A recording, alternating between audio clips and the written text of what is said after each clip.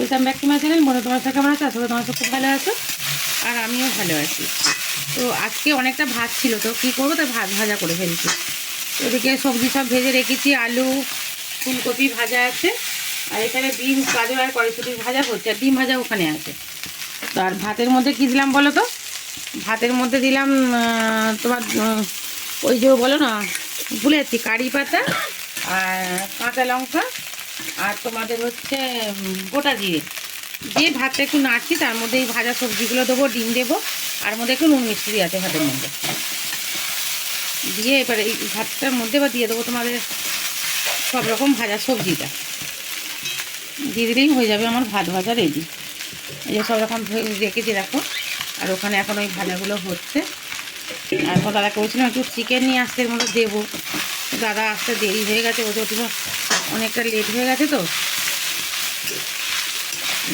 যার জন্য হয়নি। আর আজকে আমার একটা বিশাল ভুল হয়ে গেল, যেটা হচ্ছে আজকে তো বৃহস্পতিবার, ভাত ভাজা তো করি না। তো এখন এই ভাজতে ভাজতে তোমার সাথে কথা বলতে বলতে এখন মনে পড়ছে যে বৃহস্পতিবার তো এই জিনিসটা করি না। আজকে খুবই ভালো হলো, ভাত ভাজা করে। অন্যবারে খাই, কিন্তু বৃহস্পতিবার মাঝে খিরাতে ভাজবে না। কী করবো, হয়ে গেছে, তার কিছু করার নেই। বুঝে জিনিস কড়াই গাড়িগুলো সব দিয়ে দিলাম, লাস্টে একটু ঘি ছড়িয়ে দেবো হালকা করে, তাহলে আমার ভাত ভাজাটা কমপ্লিট হয়ে যাবে।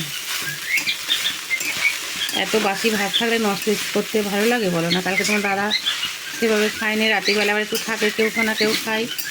এবার রাতেরবেলাও কচুরি হয়েছে, কচুরি ভিডিওটা দেখিয়েছে, এনে ভাতটা এতটা থেকে গেছে।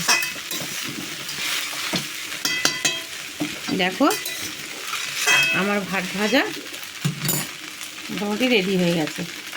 তারা বন্ধুরা ভালো দেখো, আমিও খুব ভালো আছি। এবার দুপুরবেলায় ভাত ভাজা খেয়ে নেবো, দুপুরে খাওয়া হয়ে যাবে, আবার বিকালের চিন্তা বিকেলে।